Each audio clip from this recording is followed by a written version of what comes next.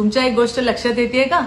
आज भारतीय जनता पक्षातली स्त्री शक्ती अधिकाधिक मजबूत होताना दिसतेय.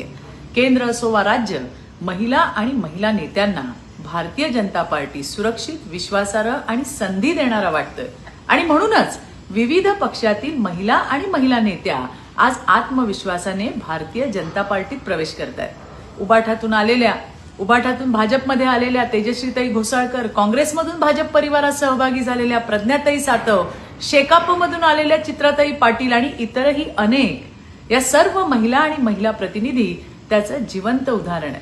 या सर्वांना एक ठाम विश्वास आहे की माननीय प्रधानमंत्री नरेंद्र मोदीजी आणि महाराष्ट्राचे लाडके मुख्यमंत्री देवेंद्रजी फडणवीस म्हणजेच आपले देवाभाऊ यांच्या नेतृत्वात कष्ट, क्षमता आणि स्वप्नांना खरी संधी आणि न्याय मिळतो.